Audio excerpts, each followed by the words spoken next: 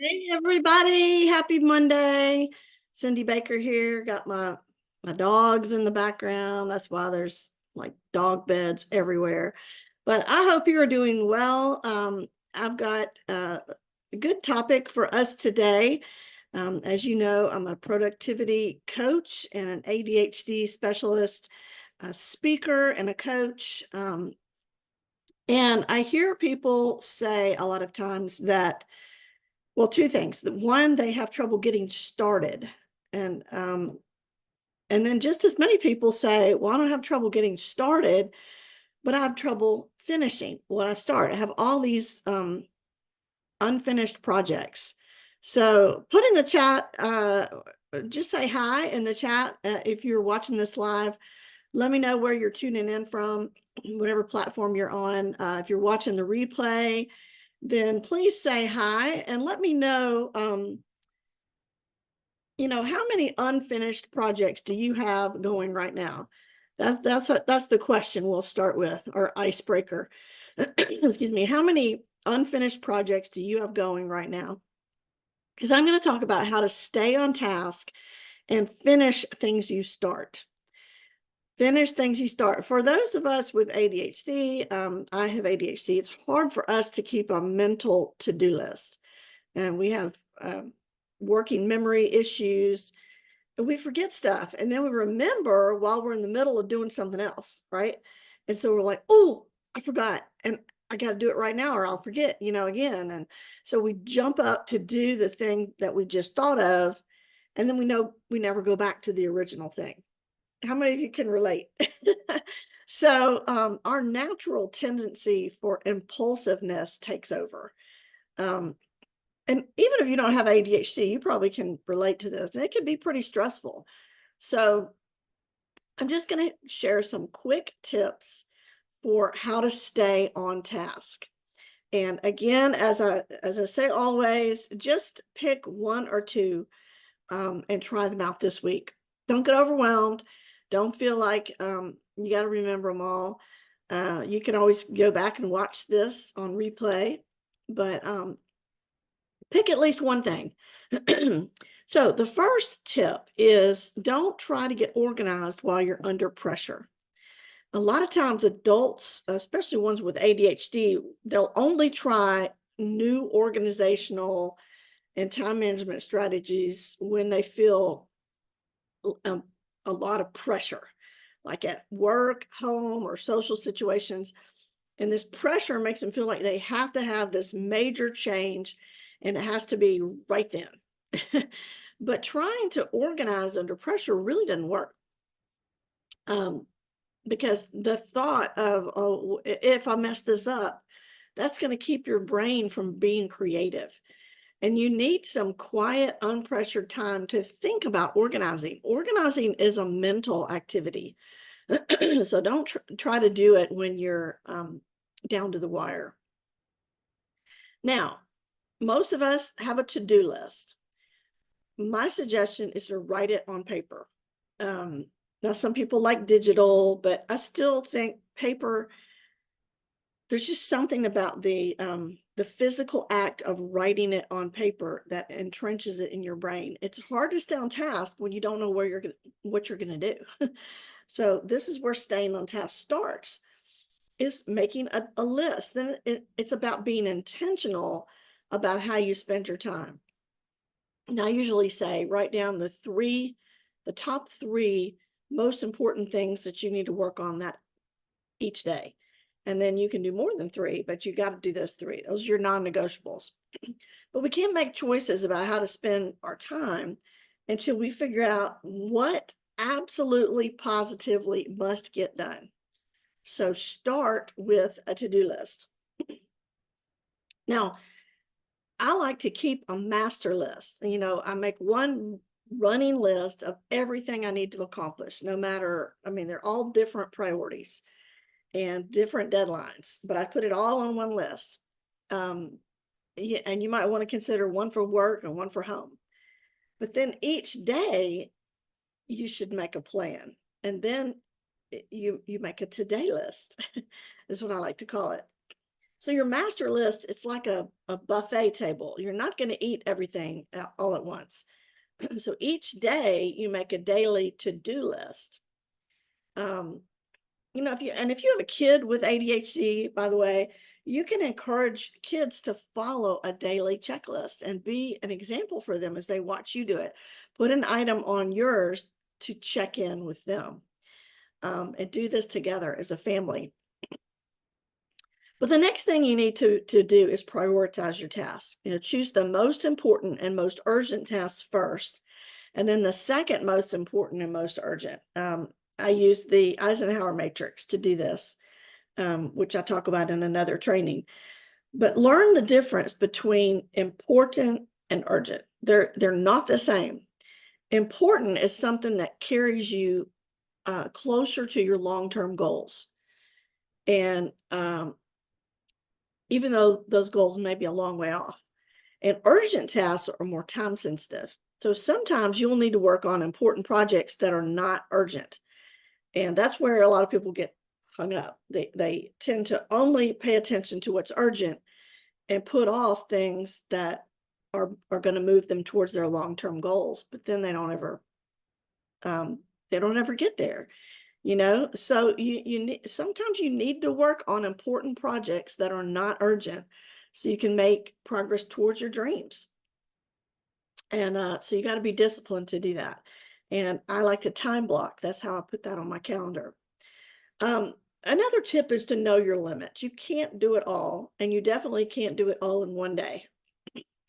Knowing when to say no and delegating tasks to others, those type of things are important. They're important ADHD friendly time management strategies. So whether you have ADHD or not, some things don't need to be done at all. Make peace with the fact that you're not going to do it. And then drop it from your list. Quit. If you've been writing the same thing on your list week after week after week, just admit it. You're not going to do it. Just take it off your list, and then you don't have to feel guilty about it. Pick one thing that you can accomplish without stress, like finishing all the dishes each day, and make sure you complete it daily instead of this thing that you keep putting on your list all the time. Now, prevent procrastination. The number one barrier to success for people with ADHD, and I would say really for all entrepreneurs, is procrastination. There are two reasons why you put things off. Either you're disorganized, like you're not clear on what you need to do, or you're not interested. You don't feel like doing it, right? It's one of those two things. It's sometimes a combination of both. But so combat those reasons by breaking tasks into tiny pieces so that you know where to start. Like if it's complicated, distill it down into simplicity and find ways to make the task interesting in the moment. Early this morning, I cleaned the bathroom. It is not my favorite thing to do, but I listened to the radio while I was doing it, a talk show, or sometimes a podcast, things like that. So make it interesting. Remind yourself why the task is important by using rewards and consequences. So some people suggest that you alternate shoulds with wants on your list, so that you've got the motivation to get through. So you do something that you should do, and then you get to do something that you want to do. And both are done with intention. Practice mindfulness. I used to hate that word because it's like a buzzword today, and I'm like, but it just means pay attention. Pay attention to what you're doing in the moment. If you have ADHD, you're going to get distracted. You just are, and often we don't even notice that email and Facebook and social media are taking up enormous amounts of time and energy. So mindfulness is being aware of what you're doing in the present moment and then trying to correct it if you're not on course. You can't fix it if you're not even aware you're doing it. people who teach weight loss talk about being mindful of what you're eating. So you're not just mindlessly eating, right? Jot down the time that you think each task should take and add extra, because if you're like me, if you have ADHD, then you probably underestimate how long something will take. And then set a timer, and if you're not pacing well, figure out if a distraction is keeping you from your goal and then shut it down. You're in charge of many of your distractions. You're not a victim of interruptions. Sometimes things happen that we can't control, but probably more than half of your distractions are things that you can do something about. So the last thing to keep in mind is that you just have to stop abandoning tasks. Tell the truth. Do you leave tasks unfinished? When you notice yourself doing it, then stop. Stop walking away from tasks. You can what am I trying to say? You can stop by remembering what you're supposed to be doing, and then you leave room for a break, but you put a sticky note or something like that to remind you of where you need to pick back up, and then set a time limit for that break and immediately come back and finish the tasks. So I hope this was helpful. I'm going to pull up something here on my computer. I think I'm going to share with you some bonus points, some bonus tips here. So give me just a second. Let me find where I put these on my computer. Okay. So I'm going to read some notes here, if you don't mind. Sometimes when I just rely on my winging it, I'm not as clear, but you need to stop abandoning tasks. So if you notice that you're doing that, then you will want to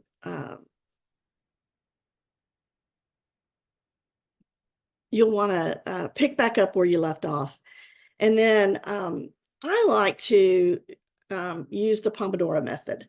So for instance, I set a timer for like 25 minutes, and then I do just undistracted, focused work for 25 minutes. Now, I had to work up to that because it's not easy to discipline yourself to do that. But once you get into that mode and you see how productive you can be, then it actually becomes kind of fun, like a game. So after 25 minutes, the timer goes off and I physically stand up, stretch, do something else, but I only take a break of 5 minutes. And then I put a sticky note where I left off because I forget. And then I come back and do it again. So I've got some more tips I will share with you next time, but I'll leave it at that. And I do want to remind you that I have a workshop coming up. This is a popular workshop called Distraction to Action. And it is this Wednesday, November 6th, from 1 to 4 p.m. Central.